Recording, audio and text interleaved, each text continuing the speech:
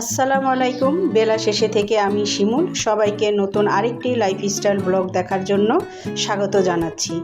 সেই সাথে দূরে এবং কাছে যারা নিয়মিত আমার ভিডিও দেখে থাকেন সবার সুস্বাস্থ্য কামনা করছি। সবার কাছে একটি রিকোয়েস্ট রইল, প্লিজ ভিডিওটি দেখার শুরুতে একটি লাইক দিয়ে ভিডিওটি দেখা শুরু করবেন।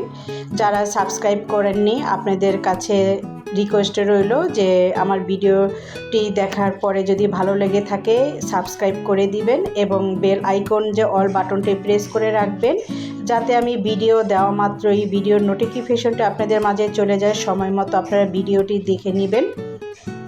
আর যদি বেশি ভালো লেগে থাকে প্লিজ আপনাদের বন্ধুবান্ধব বা আত্মীয় স্বজনের মাঝে আমার ভিডিওটি শেয়ার করে দিবেন।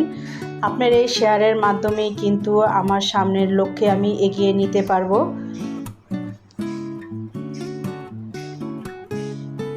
আর ভিডিওটি কিন্তু আমি সকালেই শুরু করেছি। সকালে আমি এখানে পাউরুটি, চা আর একটি ডিম মরিচ দিয়ে পোস্ট করে নিয়েছি।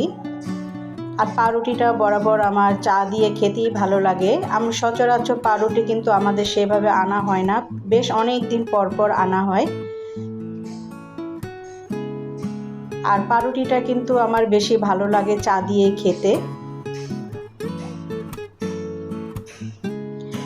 আজ মনটি অনেক খারাপ, আপনাদের সাথে ভাবলাম একটু শেয়ার করি। যেহেতু ভিডিও দেই, আমার ভালো মন্দ ও অনেক কিছুই আপনাদের সাথে শেয়ার করতে হবে, কারণ যেহেতু এই প্ল্যাটফর্মে এসেছি ভালো মন্দ কিছুটা তো শেয়ার করতে হবে। সব না করি, কিছু কষ্টের কথা, কিছু ভালো মুহূর্ত ও কিছু মোমেন্ট আছে যেগুলো আপনাদের সাথে শেয়ার করলে মনে হয় যে ভেতরের যে কষ্টগুলি বা ভেতরের যে আনন্দ আবেগ সেগুলো অনেক কিছুই হালকা হয়ে যায়। আর আমরা কিন্তু জানি যে ভিতরে যদি কারো কোনো কষ্ট থেকে থাকে সেটা যদি কারোর মাঝে শেয়ার করা হয় তাহলে অনেকখানি হালকা হয়ে যায়।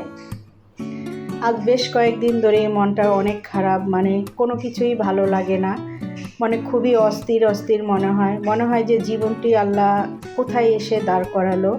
এমন জীবন, এমন লাইফ তো কখনো আশা করিনি, আর এমন যে হয়ে যাবে সেটা কখনো ভাবিনি।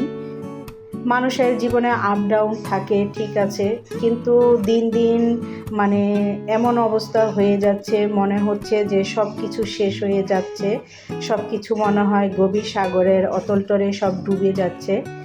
ডান বামে আশপাশে কোনো কিছুই দেখতে পাচ্ছি না আশার আলো। নিজের জন্য এখন কিছু ভাবি না, নিজের জীবনটা অনেকখানি শেষ হয়ে গিয়েছে অসুখ বিসুখ চিন্তা ভাবনা অনেক কিছুতে। মনে হয় যে আল্লাহ আমাকে বেশি দিন হায়াত দেয়নি এই দুনিয়ায়।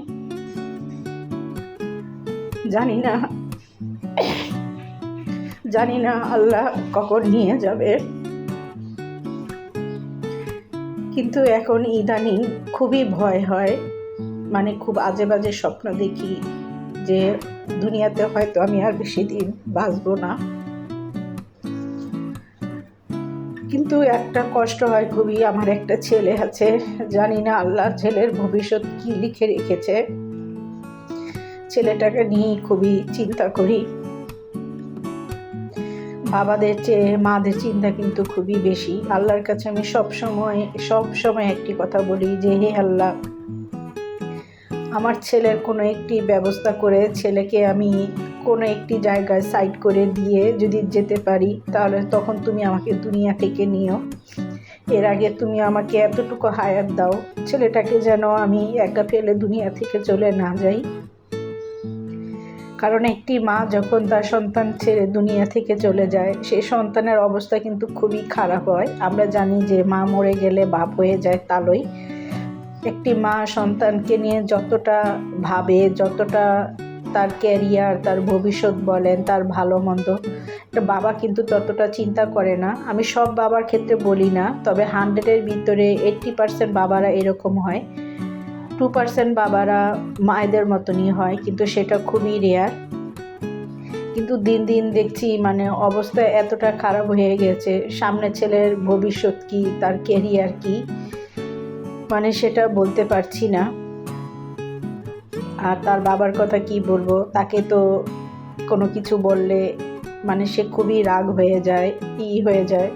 আল্লাহ যদি আমাকে সেরকম সামর্থ্য দিত কিছু করার, তাহলে আমি কখনো কারো কাছে কিছু বলতাম না। আমার সামর্থ্য অনুযায়ী আমার ছেলেটাকে আমি সেই লক্ষ্যে পৌঁছে দিতাম।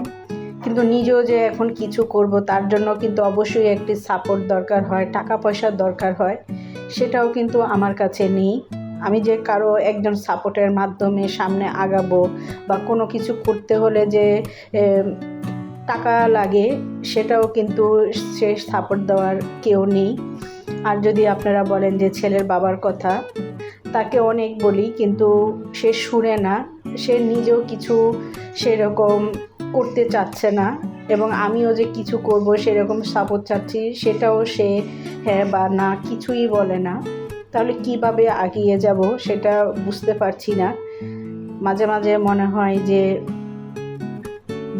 কোথায় এসে পড়েছি, কি হবে সামনে সেটা জানা নেই। জানি না আল্লাহ তাআলা কি রেখেছে। এই ইউটিউব চ্যানেলটি কিন্তু আমার সেজন্যই খোলা, কারণ আপনারা জানেন একটি ইউটিউব চ্যানেল চালাতে গেলে কিন্তু খুবই কষ্ট করতে হয়, খুবই ধৈর্য নিয়ে কাজ করতে হয়। আর ইউটিউব সবাই কিন্তু সফলতা পায় না। দেখা যায় যে অনেকেই খুব তাড়াতাড়ি সফলতা লাভ করে, আবার অনেকে আছে অনেক বছর চলে যায়। কিন্তু জানি না আমার কি হবে, কতটুক এগিয়ে নিতে পারবো, কতটুক ধৈর্য নিয়ে কাজ করে এখানে টিকে থাকতে পারবো।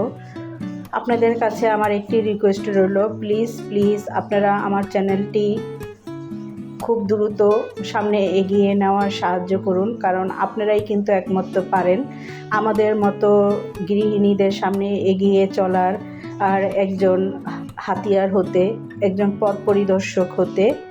কারণ আপনাদের মাধ্যমেই কিন্তু চ্যানেলটি সামনে এগিয়ে নেওয়া সম্ভব, নইলে কিন্তু কখনো সম্ভব না।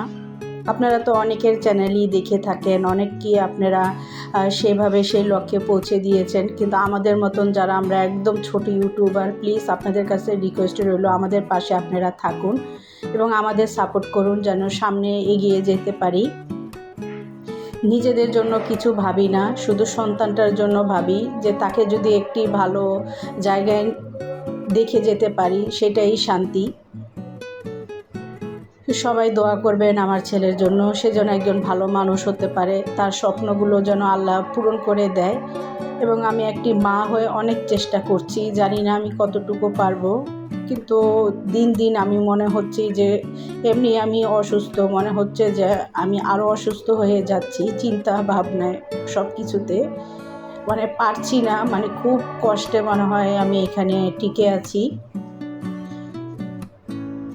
দেখি আল্লাহ কোথায় নিয়ে যায়, কারণ সব কিছু সামনে এগিয়ে নেওয়া, ভবিষ্যৎ ভাবনা, বর্তমান বলেন অতীত বলেন, সব তো উপরে আল্লাহই তো সব কিছু ঠিক করে রেখেছে, আমাদের হাত নেই। কিন্তু আল্লাহ তো বলেছে যে তুমি চেষ্টা করো, দুনিয়ার জমিনে আমি তোমাদের সব কিছু দিয়ে রেখেছি, কিন্তু তোমাদের চেষ্টা করতে হবে, সেই চেষ্টার মাধ্যমে তোমরা সফলতা লাভ করো। দেখি আল্লাহ তাআলা কি লিখে রেখেছে, সব কিছু আল্লাহর উপরেই ছেড়ে দিয়েছি।